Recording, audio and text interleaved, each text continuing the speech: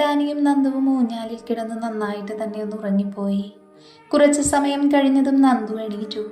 അവളുടെ ഉള്ളിൽ ആ നിമിഷവും ഡാനിയുടെ ഉള്ളിലെ വേദനയായിരുന്നു നിറഞ്ഞു നിന്നിരുന്നത്. അപ്പോഴും ഡാനി അവളെ ചേർത്ത് പിടിച്ചിട്ടുണ്ട്. നന്ദു പതിയെ അവൻ്റെ കൈകളിൽ നിന്ന് എണീറ്റ് അവനെ ഒന്ന് നോക്കി. നിഷ്കളങ്കമായി ഉറങ്ങുന്ന ഡാനിയെ കണ്ട് നന്ദുവിൽ ഒരു പുഞ്ചിരി വിരിഞ്ഞു. അവൾ അവൻ്റെ നെറ്റിയിൽ പ്രണയത്തോടെ ചുംബിച്ചു. പിന്നെ അവൻ ഉണർത്താതെ അവിടെ നിന്നും എണീറ്റ് റൂമിലേക്ക് പോയി. അവൾക്ക് ശരീരമാകെ ചെറിയ വേദന പോലെ അനുഭവപ്പെട്ടു. കുറച്ച് സ്ഥലത്ത് മരത്തടിയിൽ കിടന്നതിൻ്റെയാണ് എന്ന് അവൾക്ക് മനസ്സിലായി. പിന്നെ അത് മൈൻഡ് ചെയ്യാതെ അവൾ മുറിയിൽ പോയി പില്ലോ എടുത്തുകൊണ്ടുവന്ന് അവൻ്റെ തലയ്ക്ക് സപ്പോർട്ടായി വെച്ചു കൊടുത്തു. അവൻ്റെ മുഖത്തെ ഉണങ്ങിയ കണ്ണുനീരിൻ്റെ പാട് കാണി അവളുടെ ഉള്ളം വല്ലാതെ വേദനിച്ചു. സാറയോടും കൂട്ടരോടും അവൾക്ക് വല്ലാത്ത ദേഷ്യം തോന്നി.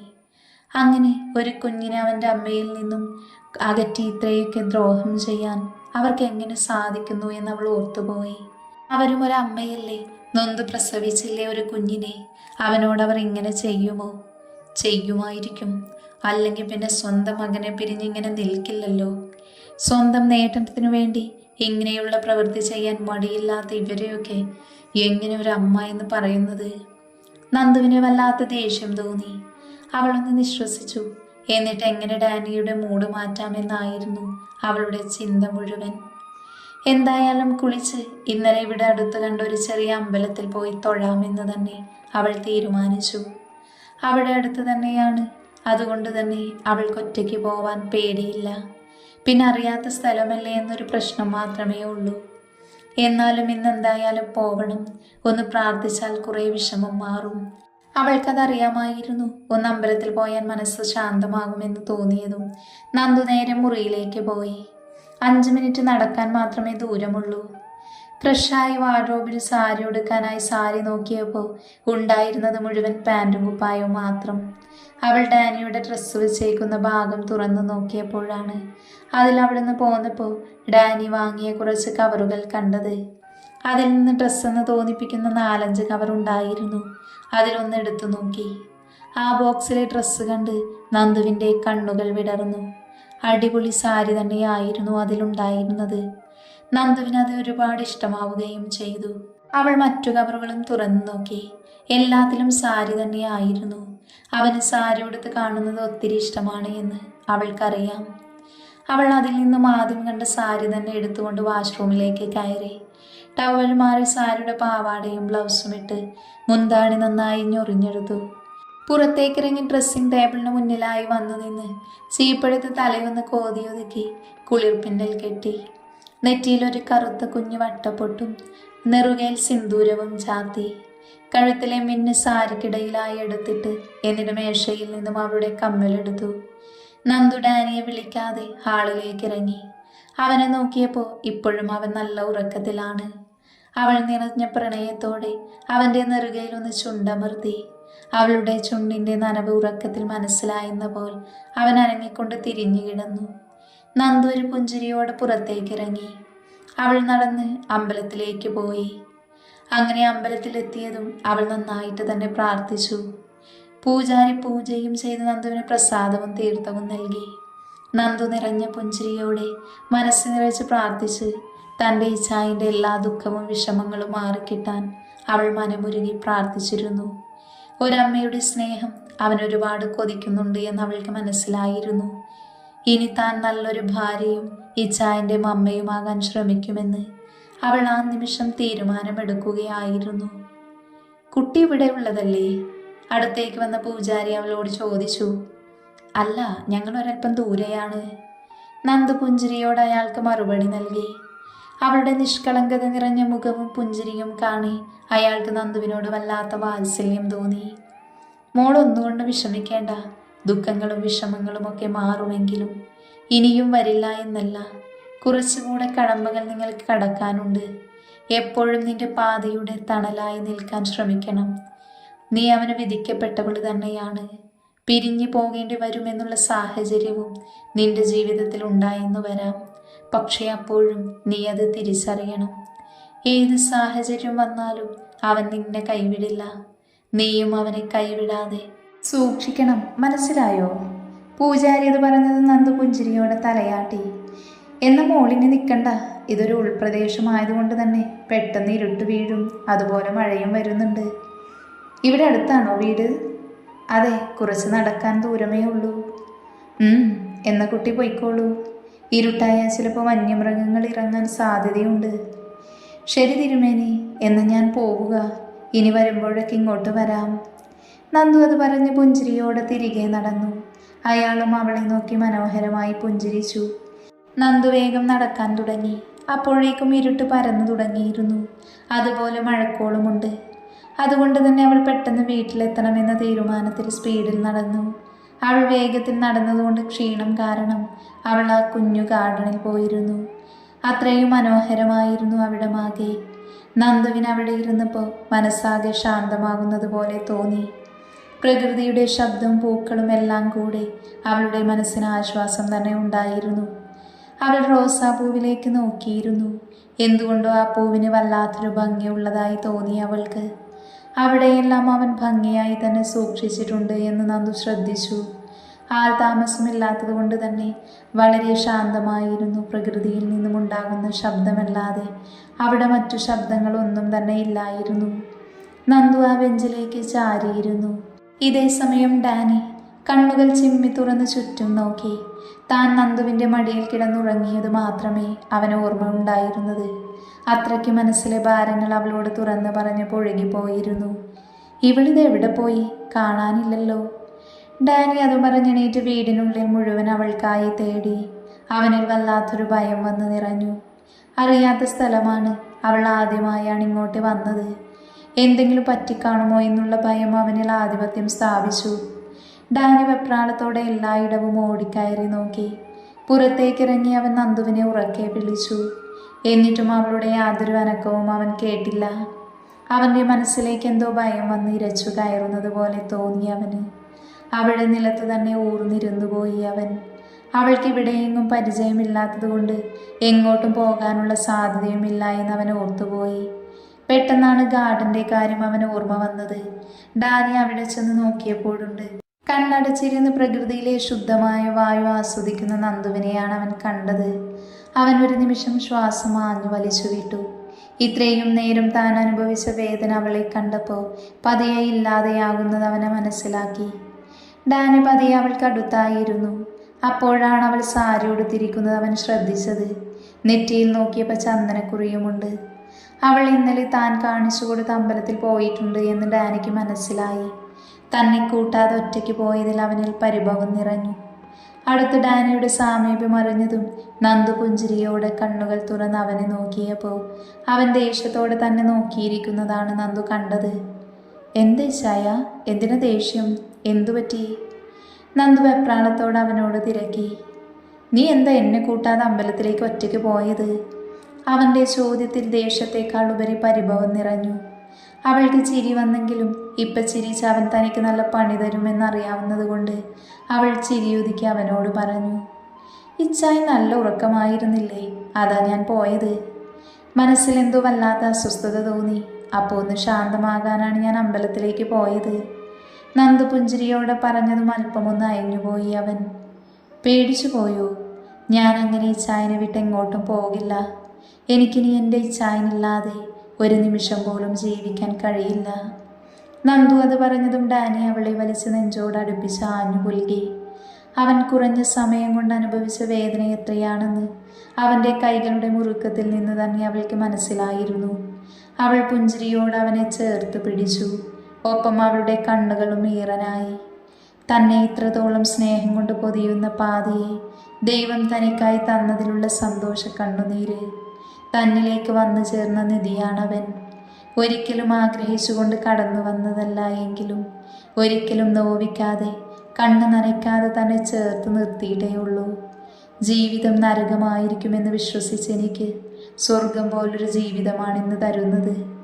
നന്ദു അവളുടെ മുഖം അവൻ്റെ നെഞ്ചിൽ ഒന്നുകൂടെ അമർത്തിക്കൊണ്ട് ഇറുക്കെ അവനെ ചേർത്ത് പിടിച്ചു. അവനും അവളെ ചേർത്ത് പുണർന്നു. തൻ്റെ നെഞ്ചിലെ കണ്ണുനീരിൻ്റെ നനവറിഞ്ഞതും ഡാനി സംശയത്തോടെ അവളെ ഒന്ന് നോക്കി. തൻ്റെ നെഞ്ചിൽ അവളുടെ മുഖം അമർത്തി വെച്ചേക്കുന്നത് കൊണ്ട് അവളുടെ മുഖം അവന് കാണാൻ കഴിയുന്നുണ്ടായിരുന്നില്ല. ഡാനി അവളുടെ മുഖം തൻ്റെ നെഞ്ചിൽ നിന്ന് ഉയർത്തി അവളുടെ കണ്ണുകളിലേക്ക് നോക്കി. കണ്ണുകൾ നിറഞ്ഞിട്ടുണ്ടെങ്കിലും അവയിൽ വേദനയില്ല, പകരം സന്തോഷമാണ്. അപ്പോഴേക്കും ഭൂമിയെ പ്രണയിച്ചുകൊണ്ട് ഓരോ മഴത്തുള്ളിയും ചുംബിച്ചു തുടങ്ങിയിരുന്നു. അവളും അവൻ്റെ കണ്ണുകളിലേക്ക് നിറഞ്ഞ പ്രണയത്തോടെ ഉറ്റുനോക്കി. മഴ ഭൂമിയിലേക്ക് ചേരുന്നത് പോലെ അവരും ആ നിമിഷം ഒന്നു ചേരാൻ കൊതിച്ചുപോയി. ഓരോ തുള്ളിയും അവളുടെ മുഖത്തേക്കും ശരീരത്തേക്കും തട്ടിത്തെറിച്ചു. അവളുടെ കണ്ണുകളിൽ തനിക്കായി മാത്രമുള്ള പ്രണയം കാണി അവനെ തന്നെ നിയന്ത്രിക്കാനായില്ല. ഡാനി താഴ്ന്നു വന്ന് അവളുടെ ഇരു കണ്ണുകളിലും അമർത്തി ചുംബിച്ചു. എന്നിട്ട് അവളുടെ കണ്ണുകളിലേക്ക് നോക്കിക്കൊണ്ട് പറഞ്ഞു, ശ്രീ, ഈ പ്രകൃതിയെ സാക്ഷിയാക്കി നിന്നിലേക്ക് പടരാനൊരു മോഹം. അതിനെ കൂട്ടുന്ന പോലെ മഴത്തുള്ളിയും പെയ്തു തുടങ്ങി. ഓരോ നിമിഷവും നിന്നിൽ ഞാൻ വല്ലാതെ അടിമപ്പെട്ടു പോകുന്നു പെണ്ണെ, എത്ര സ്നേഹിച്ചിട്ടും മതിയാവാത്തതുപോലെ. അതുകൊണ്ട് ഈ മഴയിൽ നനഞ്ഞു കുളിച്ച് നമുക്കൊന്ന് പ്രണയിച്ചാലോ ശ്രീ. ഡാനിയുടെ വാക്കുകളിലും കണ്ണുകളിലെ ഭാവത്തിലും അവളൊന്ന് വിറച്ചുപോയി. അവനോട് മറുത്തൊന്ന് പറയാൻ അവൾക്ക് ശബ്ദമില്ലാതായതുപോലെ അവൻ അവളെ തന്നിലേക്ക് വലിച്ചു ചേർത്ത് അവളുടെ അതിരങ്ങളെ ആവേശത്തോടെ ചുംബിച്ചു. അവൾക്ക് താങ്ങാൻ കഴിയുന്നതിലും കൂടുതൽ വേഗതയുണ്ടായിരുന്നു അവൻ്റെ ചുംബനത്തിന്. അത്രമേൽ വന്യമായി, അത്രമേൽ പ്രണയത്തോടെ അവൻ അവളുടെ അതിരങ്ങളെ നുണഞ്ഞെടുത്തു. ഉമിനീര് പോലും പരസ്പരം അലിഞ്ഞു ചേർന്ന ചുംബനം. നന്ദുവിന് ശ്വാസമെടുക്കാൻ കഴിയാതെ വന്നതും അവൾ അവനെ പിന്നിലേക്ക് തള്ളാൻ ശ്രമിച്ചു. എന്നാൽ ഡാനി അവളെ ഒന്നുകൂടെ തന്നിലേക്ക് ചേർത്ത് പിടിച്ച് അവളുടെ അതിരങ്ങളെ ചുംബിച്ചു. അപ്പോഴേക്കും മഴയും നന്നായിട്ട് പെയ്തു തുടങ്ങിയിരുന്നു. രണ്ടുപേരുടെയും ശരീരം മഴത്തുള്ളികളിൽ അലിഞ്ഞു ചേർന്നു. ചുംബനത്തിലൂടെ മഴത്തുള്ളിയെപ്പോലും അവൻ വലിച്ചു നുണഞ്ഞു. മഴക്കിത്രയും മധുരമുണ്ടായിരുന്നോ എന്ന് പോലും അവൻ ആ നിമിഷം അതിശയിച്ചു. നന്ദുവിൻ്റെ സാരി ശരീരത്തിലേക്ക് ഒട്ടി നിന്നു. അവളുടെ ആകാരവടി വെടുത്ത് കാണിക്കുന്നുണ്ടായിരുന്നു. അതിൻ്റെ ഫലമായി ഡാനിയുടെ കൈ ശരീരത്തിലൂടെ ഇഴഞ്ഞു നടന്നു. മഴയുടെ തണുപ്പും ഡാനിയുടെ പ്രണയ ചൂടും നന്ദുവിനെ പ്രണയത്തിൻ്റെ മറ്റൊരു തല കാണിച്ചുകൊണ്ടിരുന്നു. ഡാനിയുടെ അവസ്ഥയും ഇതുതന്നെയായിരുന്നു. അവളുടെ ശരീരത്തിൽ അലിഞ്ഞു ചേർന്ന ഓരോ മഴത്തുള്ളിയോട് പോലും അവൻ അസൂയ തോന്നി. തന്നേക്കാൾ കൂടുതൽ ആധിപത്യം സ്ഥാപിക്കുന്നുണ്ടോ അല്ലെങ്കിൽ അവളെ ചുംബിക്കുന്നുണ്ടോ എന്ന് വരെ തോന്നിപ്പോയി. നന്ദുവിന് ഒട്ടും നിയന്ത്രിക്കാൻ പറ്റില്ല, ശ്വാസം എടുത്തേ പറ്റൂ എന്ന അവസ്ഥ വന്നതും നന്ദു അവൻ്റെ നെഞ്ചിൽ ഇരിക്കാൻ തുടങ്ങി. ഡാനി മനസ്സില്ലാ മനസ്സോടെ അവളെ തന്നെ മോചിപ്പിച്ചു. അപ്പോഴേക്കും രണ്ടുപേരും ഏകദേശം നനഞ്ഞിരുന്നു. നന്ദു നെഞ്ചിൽ കൈവച്ച് ആഞ്ഞു ശ്വാസം എടുത്തുപോയി. അവൾക്കൊട്ടും തന്നെ ശ്വാസം എടുക്കാനോ പുറത്തേക്ക് വിടാനോ കഴിയുന്നുണ്ടായിരുന്നില്ല.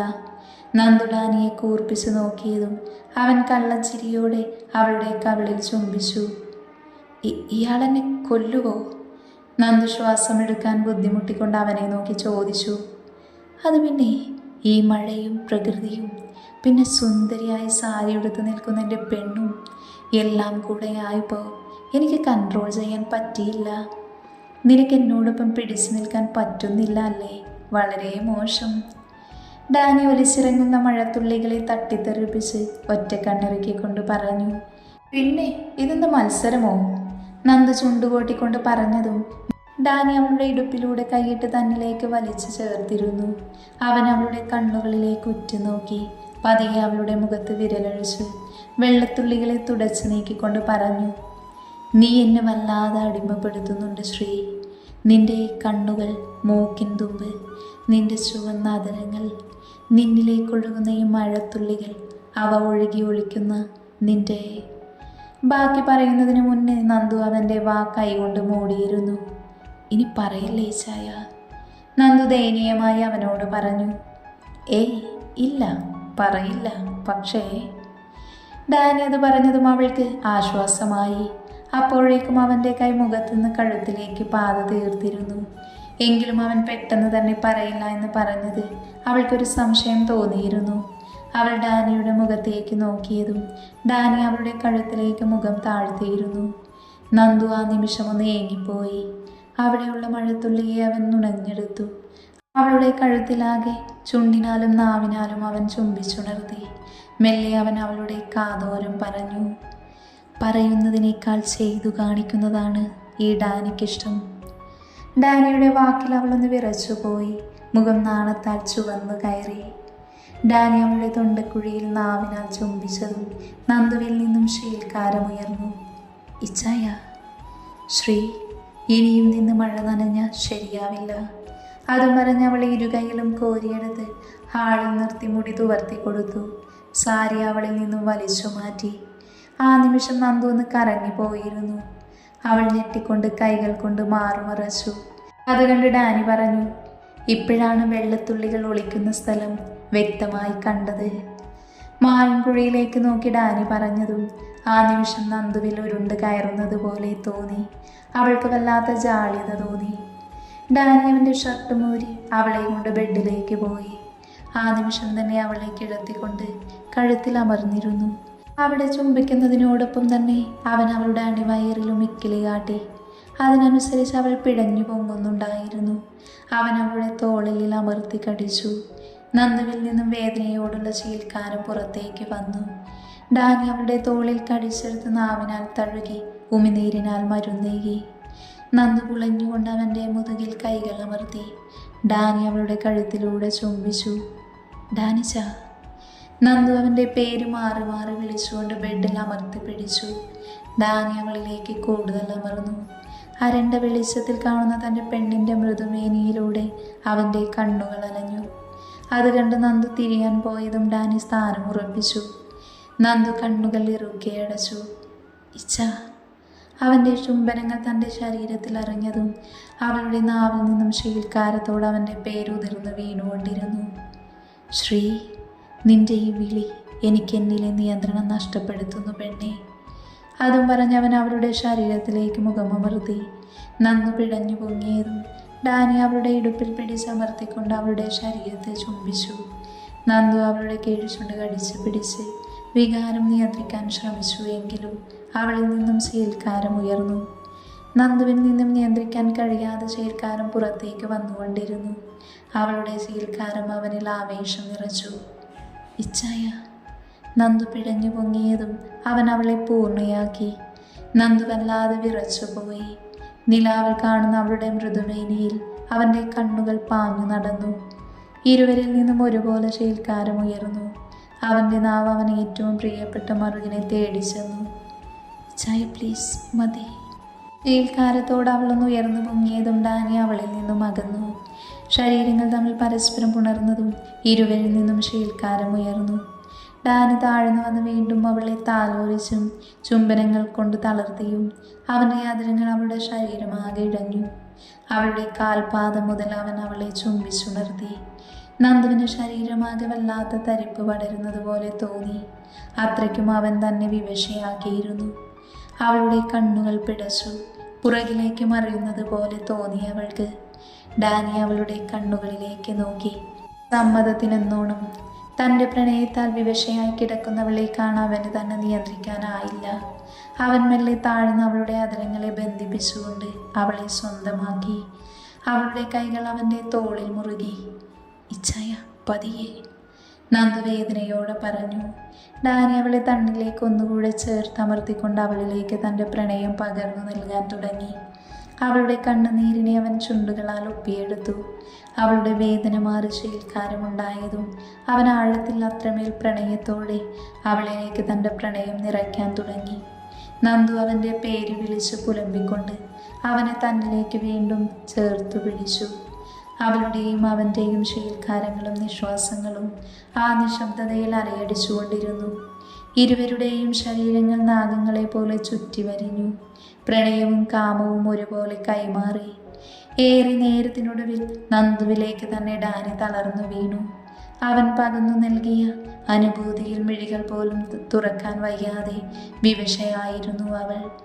ഡാനി ബെഡിലേക്ക് കിടന്നുകൊണ്ട് നന്ദുവിനെ തൻ്റെ നെഞ്ചിലേക്ക് ചേർത്തണച്ചു പിടിച്ച് പുതപ്പുകൊണ്ട് ഇരുവരെയും പൊതിഞ്ഞു. ഒരുപാട് വേദനിച്ചു പെണ്ണേ. ഡാനി ആർദ്രമായി അവളുടെ കാതോരം ചോദിച്ചതും അവളുടെ കവിളുകൾ ചുവന്നു. മങ്ങിയ വെളിച്ചത്തിൽ അവളുടെ ചുവന്ന മുഖം കാണി അവന് വീണ്ടും അവളിൽ അലിഞ്ഞു ചേരാൻ തോന്നി. ശ്രീ, എനിക്ക് മതിയായില്ല, ഡാനി പുഞ്ചിരിയോടെ പറഞ്ഞതും അവൾ അവൻ്റെ അതരങ്ങൾ കവർന്നു. സമ്മതമെന്ന പോലെ ഡാനിയുടെ കണ്ണുകൾ വിടർന്നു. അവൻ അവളെ തന്നിലേക്ക് ചേർത്ത് പിടിച്ച് അവൾക്കായി വിട്ടു നൽകി.